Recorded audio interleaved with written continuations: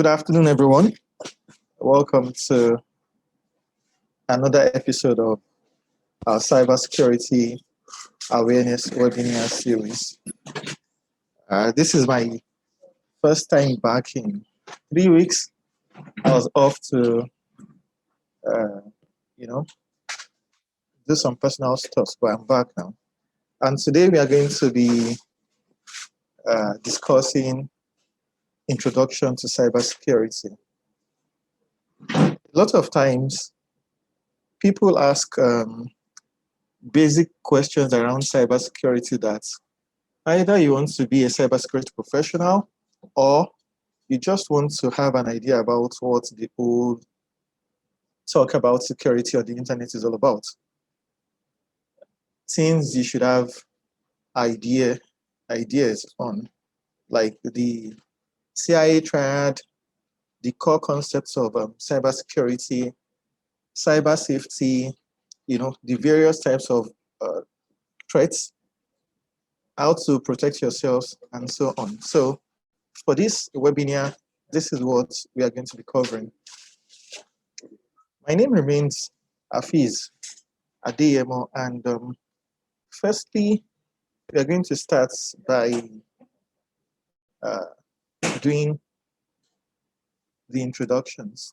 I can see some very familiar names and some people I know from way back. Thank you guys for joining and welcome. I hope it is also going to be nice to get feedbacks from you guys. So, straight to introduction. Hi, Usman. Can you please send your questions to the Q&A or chat? Then I'll take them after the presentation. Yes, thank you. So according to Kaspersky, cybersecurity is a practice of defending computers, servers, mobile devices, electronic systems, networks, and data from malicious attacks. But in a nutshell, it is the practice or process or techniques with which cybersecurity experts or professionals protect organizational data and infrastructure from cyber criminals. So cybersecurity is not limited only to the technologies used, but also to the frameworks, to the techniques, to the policies and other forms of procedures put in place.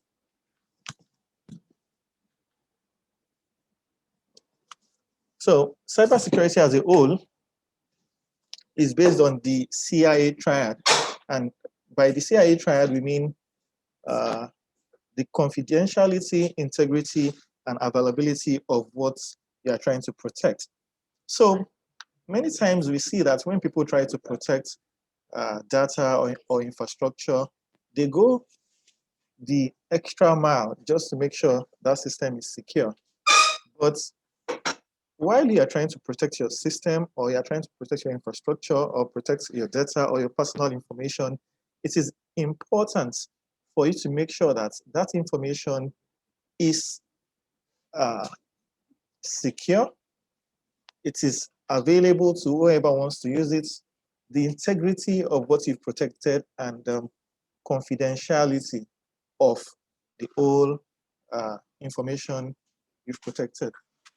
This model is designed to guide organizations with policies of cybersecurity in the realm of information security. Now, we go to why cybersecurity is important. For a lot of us, we, especially recently, we've heard various news and reports around different cyber attacks, from colonial cyber attack to the solar wind, to the cyber attack on the health sector in Ireland, and to the recent one where the criminals tried to poison the water supply of a whole city, which tells you that these guys are not relenting, they are not backing down, and they can go to any length to achieve their aim. So why do we need cybersecurity? Or why is cybersecurity important? Cybersecurity is important so that the reputation of your organization, your sensitive data, your business policies and ideas does not fall into the wrong hands. By this, I mean, if you don't protect your organization and you get breached, apart from the fact that the criminals are going to demand for ransom or try to blackmail you or do some sort of uh, evil with your information, it also, damages the reputation of the organization in the society, and people start wondering that, okay, is this company safe to transact with? Is this company serious with the information I've provided them? If we look at the banks and people start doubting that, is this bank actually safe for me to put my money in? So cybersecurity is important in a lot of ways. Protect the reputation and prestige of organization, protect your key IT infrastructure and data, protect your sensitive personal information, and so on. Then what is cyber threats? If we've looked at the definition of cybersecurity and why it is important, it is also important for us to understand what we are protecting ourselves against, which is called the cyber threats, the threats we face. A cybersecurity threat refers to any possible malicious attack that seeks to unlawfully access data, disrupt digital operations, or damage information. Cyber threats can originate from various actors, including corporate spies, activists, terrorist groups, hostile nation states, criminal organizations, lone hackers, and disgruntled employees. So I'm going to go back to the last paragraph where it talks about the various threat actors. Corporate spies, which means somebody in your organization can collaborate with external criminals to breach your data. Activists, people who feel your organization does not support the right causes, or your principles or your moral values does not align with theirs, can decide to hack you just to pass a message. Terrorist groups, hostile nation states. In the case of colonial pipeline attacks and the recent ones, we've seen a case where some countries, not to mention names, serve as safe havens for cyber criminals. And they can claim that they don't support them financially, but we see that a lot of times these hackers feel safe when they're in certain countries and their activities are targeted against certain European or African nations. We saw that in the colonial pipeline attack, where the attackers reports claim they operated out of a country in Far East Asia. So lone hackers, these are maybe students or people who are just bored and feel, okay, let me see if I can breach this organization and see what I can get out of them. Disgruntled employees, when you hire people and you don't treat them well, or even when you treat them well and they feel they've been unlawfully fired or maltreated, they can decide to sabotage your IT infrastructure or cause you data breach or loss. And in this case, about 3 to 4 years ago, we had reports of an IT guy going to delete a lot of files from the cloud server of the company he used to work for because they fired him, according to him, unlawfully. So after this, I'm going to talk about 7 types of cybersecurity threats. For a lot of people listening, I know you'll be saying, oh, there are more. We have more than 20 types of cyber threats, but here I'm going to be talking about the 7 most popular types of cyber threats, the type of threats we hear every day and we need to know about so we can protect ourselves against them. And the first one is malware. Recently, we've had a lot of talks around ransomware and how organizations were forced to pay ransoms to cyber criminals and all that. Ransomware falls under malware. And by definition, malware is malicious software such as spyware, ransomware, viruses, and worms. Malware is activated when a user clicks on a malicious link or attachment, which leads to the installation of dangerous software. So what happens with malware is that the hacker sends you a malicious link in an email or an attachment posing to be from an OEM. For example, a lot of times you'd get emails from Netflix telling you that your account is about to expire and you need to make payments, or that your password has been compromised and you need to update your password. Most times you need to double check on the sender address to be sure that that email is actually from Netflix or from Facebook or from any of your other service providers, so you don't fall victim. And a lot of times, many cyber attacks start from a phishing email. And that is why it is important for a lot of people to understand what phishing is all about. Phishing, similar to what it sounds like, is when a criminal, a hacker, a activist, or whatever sends you a malicious link with an attachment or without an attachment for it to download. What happens when you click on those links or you download the attachments is the attachment then evolves into a malicious application and takes over either your email, your network, or your computer, sending information back to the attacker, or just staying on your system to monitor what happens and see how best they can cause damage. Number two is denial of service, which in cybersecurity we call DDoS attack. This is when cyber criminals decide to target your key business infrastructure. Let's say your e-commerce websites, your business websites, your applications, with a lot of traffic at a particular time, causing that service to either go down or preventing legitimate users of that application or that service access to that platform. So what they do is, if, for example, your website can take traffic of, let's say, 100,000 people per minute.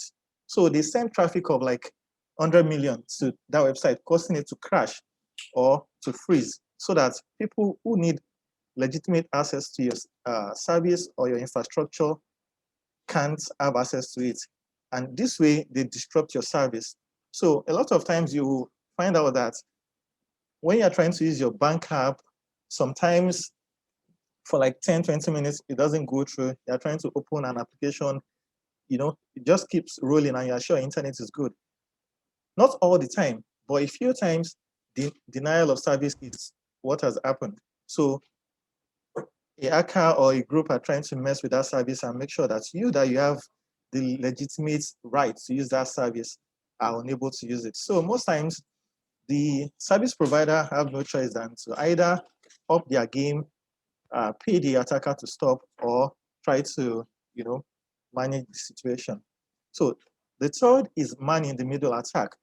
A lot of people, talk about ransomware, phishing, but man in the middle attack is just as dangerous as ransomware, because a lot of times you don't know that you are even a victim of this type of attack. Because what happens is that the cyber criminal positions him or herself between you and an application or a software you're trying to use. And this is possible most times when you're trying to use a public Wi-Fi, which is why we always advise that when you're using a public Wi-Fi, try to do that with a VPN so that it can mask your own personal information and protect you from cyber attacks. So man in the middle attack is where a cyber criminal has successfully positioned themselves on the network between you and a service you are trying to reach. So it is like they are eavesdropping on what you are doing. They can see what you are trying to buy, or if you are trying to book a flight, or you are trying to pay for a service. over that network. So next time you are trying to connect to the airport network or Wi-Fi, make sure you do that over a VPN because of man-in-the-middle attack. And also because of the fact that most times you don't know you've been breached or you're a victim of this type of attack because, there are simply no features. The fourth is phishing attack. And according to several reports, phishing attack is almost involved in about 70 to 80% of cyber attack. Most of these cyber attacks starts from a simple phishing attack. And phishing attack basically is when somebody sends you a fake email pretending it is from somebody you know or from a service provider you trust. So phishing falls in different categories. Sometimes you can get an email from your superior telling you to make uh, bank transfers. You can get email from a service provider like Netflix or Facebook or PayPal and other forms of service providers telling you that your account has been breached and you urgently need to update your password. What you do is you have to go to the heading of that email. Most times, most phishing attacks are easy to spot because you find out that apart from the subject and the heading, the sender address is always funny. So when you get an email saying it is from PayPal or Netflix, and the sender email is something at hotmail.com, definitely you know it is fake. But a lot of times, some cyber criminals have been able to evolve and send more sophisticated forms of phishing emails, where the email is going to mirror an email from that same service provider. So, for example, you get an email from Netflix telling you to update your password, and you go to the sender address and you see something like admin@netflix.com. And if you, right email. But most times, when you check properly, the spelling of the Netflix or the spelling of the admin is always incorrect. But most times, you don't have this luxury of time to always go through every email to check for the sender address and all that. So it is always important to have some form of email security or anti-malware, anti-phishing softwares installed on our work computer. The fifth on the list is password attacks. And this, surprisingly, in 2021, is still a very successful form of cyber attack because a lot of us, we are always lazy with our passwords. Most times, we found out that many people have the same password for 15, 20 different accounts. So when a cyber criminal is able to breach one account, then they have access to all your remaining accounts. So it is always important to have a password manager so that you don't have to cram all your passwords and you also don't have to use the same passwords for all your accounts. And for passwords, it is always important to have your password in a standard format. And by this, I mean your password should be nothing less than 8 characters long, have start or have a uppercase letter, a number, lowercase, and a symbol. So, for example, your password should not be password 2019 or your date of birth or your wedding anniversary or your house number. You have to try to mix things up and also give these cyber criminals a run for their money. I can't remember the exact figures, but when you put your passwords in standard formats, it takes hackers a varying length of time to be able to crack those passwords compared to when you have your password in just basic sample or less than 8 characters long. After that, we have other forms of threats, and we have viruses and worms Before ransomware became popular, I'm sure a lot of us knew what viruses were because our early and first computers suffered a lot from this. You see a pop-up telling you you won 10 million or PS5 or PS4 or iPhone, and you click on it and you don't know that you're already downloading a virus on your system. Insider threats. I've mentioned this before that somebody within your setup can be willing to collaborate with cyber criminals to compromise your infrastructure. SQL injection, DNS spoofing, session hijacking. Session hijacking happens a lot with Zoom meetings and webinars. I'm not sure if anybody on this webinar has attended a Zoom meeting or a Zoom conference, and cyber criminals have been able to take over that conference, and they start, showing nude photos, videos, and so many other explicit contents. That is what a session hijacking looks like. Brute force attack. This is when criminals feel, okay, by all means, we need to get into this organization, we need to compromise their server, we need to compromise their application. And so they do whatever is necessary to break down your network, break down your security setup, and gain access to your infrastructure, web attack. Then this takes me to cyber safety tips. In cybersecurity, we have a belief that getting breached or suffering some form of cyber attack is all about when, not if.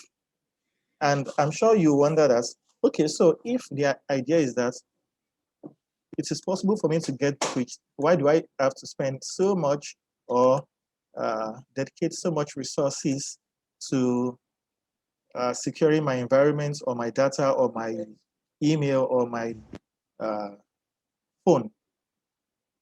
So the reason is simple.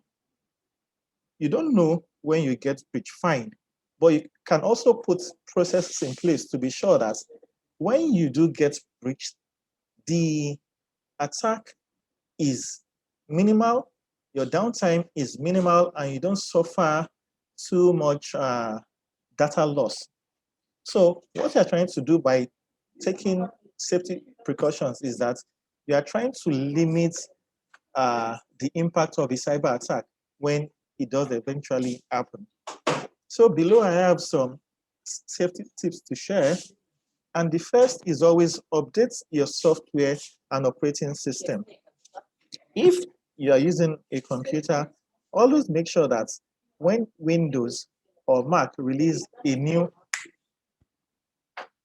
update for your operating system, make sure you update your computer to the latest OS.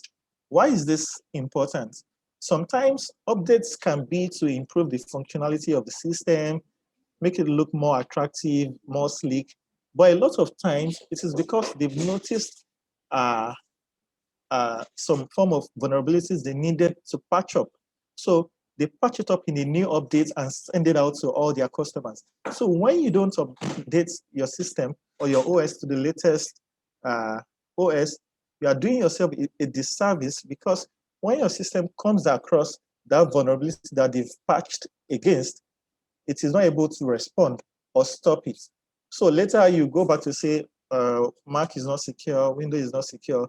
Meanwhile, you yourself, you've not done what is right or what you're supposed to do. Then the next is update your software. Any software you're using, your banking software, your social media apps and the likes, always update them when the OEM releases a new update. And like I mentioned earlier, because of security reasons. Secondly, use antivirus softwares. On your work computers, on your mobile devices, there are a lot of very free antivirus softwares you can use. And if you don't want to go for free stuffs, there are a lot of very, very cheap and affordable antiviruses you can use. An example is Capacity Total Security, which to a large extent is able to detect and remove almost all known forms of cyber threats. Third one is to use strong passwords. Like I mentioned, make sure your passwords are in the standard format. Capital letter, small letter, number, and symbol. Make sure you have these four in your password, and make sure your password is not less than 8 characters. It can be more, the better, but make sure your passwords are not lesser than 8 characters. The fourth one is do not open email attachments from unknown senders. If you get an email from somebody you do not know with an attachment telling you to urgently download, or telling you it is an invoice or a receipt of something, and you are sure you do not know the sender, confirm that you know who has sent you that email, that attachment before downloading. If you can't confirm, leave that attachment. If possible, leave the email unopened. But if you've opened the email, do not download the attachment.